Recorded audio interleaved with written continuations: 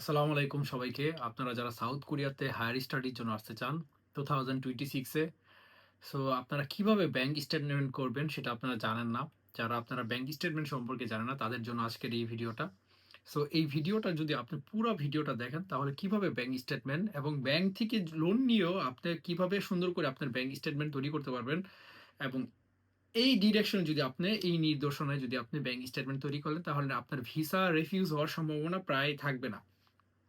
So কিভাবে আমরা bank statement করব সেটা নিয়ে আমি ডিটেল বলবো। এখন আসা যাক, আপনি ব্যাংকে টাকা রাখছেন, এখন কোন ধরনের ব্যাংকে আপনাকে ব্যাংক স্টেটমেন্ট শো করতে হবে। ব্যাংকে আমরা সাধারণত উচ্চশিক্ষার জন্য আপনার সাধারণত সাউথ কোরিয়াতে আপনার সেভিংস অ্যাকাউন্ট শো করার জন্য আমরা রিকমেন্ড করে থাকি। সো এম্বাসিও চায় বা যেসব ইউনিভার্সিটি সাউথ কোরিয়া থেকে ই ভিসা প্রোভাইড করে তারাও চায় আপনার সেভিংস অ্যাকাউন্ট শো করার জন্য।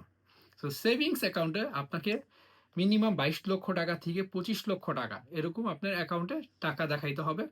সো এই ব্যাংক অ্যাকাউন্টে 22 লক্ষ টাকা আপনি কিভাবে আপনার সেভিংস অ্যাকাউন্টে আপনি দেখাবেন। ধরা যাক আপনার অ্যাকাউন্টে টোটাল 22 লক্ষ টাকা জমা করতে হবে, এই 22 লক্ষ টাকা আপনার অ্যাকাউন্টে 1 টাকাও নেই। রিসেন্টলি সাউথ কোরিয়াতে যেহেতু আপনার 6 মান্থের ব্যাংক স্টেটমেন্ট লাগবে বা মিনিমাম ব্যাংক ম্যাচুরিটি হচ্ছে বা যেটাকে বলে আমরা ফান্ড ম্যাচুরিটি 3 to 4 মান্থ থাকা লাগবে এবং ব্যাংক স্টেটমেন্ট হচ্ছে লাস্ট 6 মান্থে থাকা লাগবে। সো আপনি ব্যাংক একটা ওপেন করলেন আজকে এবং 6 মান্থ পর আপনি এটার ব্যাংক হিস্টোরি নেবেন, কিন্তু আপনার ফান্ড ম্যাচুরিটির জন্য আপনাকে মিনিমাম 4 মাস আগে আপনার টাকা ডিপোজিট করতে হবে। সো আপনি কিভাবে করবেন? ফার্স্ট অফ অল আপনার টাকাগুলো একবারে 22 লক্ষ টাকা বা 25 লক্ষ টাকা একবারে ওই অ্যাকাউন্টে ফান্ড ট্রান্সফার বা ডিপোজিট করবেন না। যদি আপনি ব্যাংক লোন নিয়ে থাকেন সেই ক্ষেত্রে কি আপনাকে প্রত্যেক মাসে ধাপে ধাপে বা প্রত্যেক সপ্তাহ বা 10 দিন পর পর মিনিমাম 2 লক্ষ টাকা বা 3 লক্ষ টাকা এইভাবে আপনি যদি ট্রানজেকশনগুলো করেন। আপনি ধরেন সাপোজ আপনি 3 লক্ষ টাকা ব্যাংক থেকে লোন নিছেন, 3 লক্ষ টাকা লোন নিয়ে ওই অ্যাকাউন্টে ডিপোজিট করছেন, বা আপনি যদি লোন নিয়ে থাকেন ওই টাকাটা ডিরেক্টলি অ্যাকাউন্টে ডিপোজিট হয়ে যাবে 3 লক্ষ টাকা। এটা আপনি নিছেন ধরেন মাসের 1 তারিখে। 1 তারিখে যদি আপনি 3 লক্ষ টাকা নিয়ে থাকেন, দেন এগেইন আপনি 10 তারিখে আবার 3 লক্ষ টাকা বা 2 লক্ষ টাকা এইভাবে নেবেন। এইভাবে করে আপনার মিনিমাম 22 লক্ষ টাকা একদম কম করে হলো 8 থেকে 9টা ট্রানজ্যাকশনে আপনি এইভাবে ব্যাংক থেকে লোন নিবেন।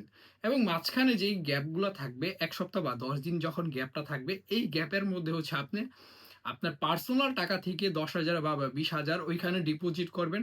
ধরেন 10,000 বা 20,000 টাকা ডিপোজিট করলেন, তার মধ্যে আবার উইথড্র করবেন 2-3 হাজার টাকা বা 5,000 টাকা উইথড্র করবেন। এইভাবে আপনার ট্রানজেকশনটা আপনি লং করবেন।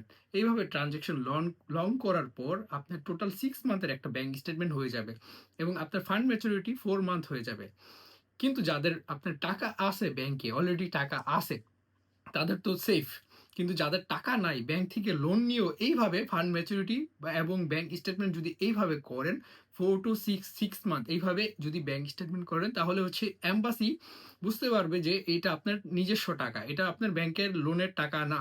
কারণ এম্বাসি বা সাউথ কোরিয়ান ইমিগ্রেশন সেক্ষেত্রে আপনার জাজ করে না যে আপনার এই টাকাটা আপনি ব্যাংক থেকে লোন নিছেন। কিন্তু যদি আপনি 22 লক্ষ টাকা বা 25 লক্ষ টাকা টোটালি একটা ট্রানজেকশনে যদি ব্যাংক ফান্ডের মাধ্যমে ট্রান্সফার করা হয় সেক্ষেত্রে এম্বাসি বা সাউথ কোরিয়ার আপনার ইমিগ্রেশন বুঝতে পারে যে আপনার এই পুরো টাকাটাই হচ্ছে আপনি ব্যাংক থেকে লোন নিছেন, সেক্ষেত্রে আপনার ভিসা রিস্ক অনেক হয়ে যায়। তখন আপনার এম্বাসি বা সাউথ কোরিয়ান ইমিগ্রেশন আপনাকে এটা ডাউট করে যে আপনার এই টাকাটা টোটালি হচ্ছে আপনি কোথাও থেকে আপনার লোন লোন নিয়েছেন বা ব্যাংক থেকে আপনি নিয়েছেন এগুলা। সেক্ষেত্রে আপনার ভিসার রেশিও কিন্তু অনেক কমে যাবে, ভিসা হওয়ার সম্ভাবনা অনেক কমে যাবে। কিন্তু যদি আপনার ট্রানজেকশনটা যদি আপনার কয়েকটা ট্রানজেকশনে সাপোজ আমি বলে দিলাম যে 8 থেকে 9টা ট্রানজেকশনে 22 লক্ষ টাকা যদি আপনি নিয়ে থাকেন এবং এটা একটা গ্যাপ গ্যাপ দিয়ে যদি নিয়ে থাকেন, একবারে না, একবার যদি আপনি 22 লক্ষ টাকা নেন সেক্ষেত্রে আপনার ভিসা হওয়ার সম্ভাবনা নাই। বা যদি আপনি 3 লক্ষ টাকা টানা আজকে কালকে পরশু এইভাবে করে যদি টানা যদি 9-10 দিনে যদি এই ট্রানজেকশনটা করেন তাহলে আপনার ভিসা হওয়ার সম্ভাবনা অনেক কমে যাবে। কিন্তু যদি আপনার ট্রানজেকশনটা এইভাবে করেন যে আজকে 1 তারিখে আপনি 3 লক্ষ টাকা নিছেন, এগেইন আপনি 10 তারিখে আবার 2 লক্ষ টাকা বা 3 লক্ষ টাকা নিতেছেন ব্যাংক থেকে, এইভাবে যদি আপনার ফান্ডটা এবং আবার 20 তারিখে আবার নিচ্ছেন হচ্ছে 2 লক্ষ টাকা বা 3 লক্ষ টাকা, এইভাবে যদি আপনার ব্যাংক থেকে ট্রানজেকশনটা হয় সেক্ষেত্রে আপনার ভিসা হওয়ার সম্ভাবনা অনেক বেশি এবং আপনার 90 to 95% বা 99% ভিসা হওয়ার চান্স বেড়ে যাবে। রিসেন্টলি আপনার সাউথ কোরিয়ান ইমিগ্রেশন বা বাংলাদেশের যে কোরিয়ান এম্বাসি আছে, তারা কিন্তু আপনার ব্যাংক স্টেটমেন্টটা বা ফান্ড ম্যাচুরিটি এটার উপরে অনেক ফোকাস করে। এটা যদি আপনার সলিড থাকে, আপনার ভিসা হওয়ার সম্ভাবনা কিন্তু অনেক 99% টু 100% তখন ভিসা হওয়ার সম্ভাবনা বেড়ে যায়। সো আপনার এই মাঝখানে ট্রানজেকশনের মধ্যে আপনি আপনার পার্সোনাল টাকাগুলো আপনি আপনার সেভিংস অ্যাকাউন্টে রাখবেন। কিন্তু যাদের সেভিংস অ্যাকাউন্ট নাই, আপনি চাচ্ছেন যে আপনার বিজনেস অ্যাকাউন্ট দেখাতে, কখনো বিজনেস অ্যাকাউন্ট আপনার ব্যাংক স্টেটমেন্টের জন্য শো করবেন না। অলওয়েজ প্রায়োরিটি দিয়ে আমরা হচ্ছে যে ব্যাংক স্টেটমেন্ট শো করার জন্য সেভিংস অ্যাকাউন্ট।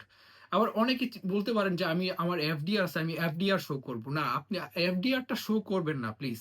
এফডিআর শো না করে আপনার ওই এফডিআর এর টাকাটা আপনার সেভিংস অ্যাকাউন্টে ট্রান্সফার করুন। একবারে ট্রান্সফার না করে ওই এফডিআর এর টাকা, ধরেন সাপোজ আপনার 25 লক্ষ টাকা একটা এফডিআর আছে বা 25 লক্ষ টাকার একটা বন্ড আছে, সেই বন্ডটা একবারে ট্রান্সফার, 25 লক্ষ টাকা একবারে ট্রান্সফার না করে সেটাকে কয়েকটা ধাপে ধাপে এবং সময় নিয়ে মিনিমাম 1.5-2 মাসে 2 মাসের মতো সময় নিয়ে সেটাকে কয়েকটা ধাপে ধাপে আপনার সেভিংস অ্যাকাউন্টে ট্রান্সফার করুন। এইভাবে যদি আপনি ব্যাংক স্টেটমেন্ট তৈরি করতে পারেন, তাহলে হচ্ছে আপনার ভিসা হওয়ার সম্ভাবনা অনেক, চান্সটা অনেক বেড়ে যাবে। এখন আসতে পারেন যে আমি সাউথ কোরিয়াতে আপনার হচ্ছে বন্ড দেখাবো, বন্ড সাউথ কোরিয়ার এম্বাসি বা সাউথ কোরিয়ান ইমিগ্রেশন অ্যাকসেপ্ট করে না। সো আপনার বন্ডের টাকাটা আপনি যদি ভেঙে এইভাবে সেভিংস অ্যাকাউন্ট করেন, তাহলে হচ্ছে আপনার ভিসা হওয়ার সম্ভাবনা বেড়ে যাবে। সো আমার কষ্ট করে এই ভিডিওগুলো আপনাদের জন্য করা। যদি আমার এই ভিডিওটা ভালো লাগে, আপনারা অবশ্যই ভিডিওটা লাইক করবেন এবং কষ্ট করে একটু সাবস্ক্রাইব করে দিয়েন। কারণ অনেক কষ্ট করে অফিস শেষ করার পরও আপনাদের জন্য না এই ডিরেকশন দেওয়ার জন্য এই ভিডিওগুলো করি বাসায় এসে। সো যদি আপনার ভালো লাগে আমার চ্যানেলটা একটু সাবস্ক্রাইব করবেন সবাইকে। থ্যাংক ইউ সবাইকে। আল্লাহ হাফেজ। ভালো থাকবেন সবাই।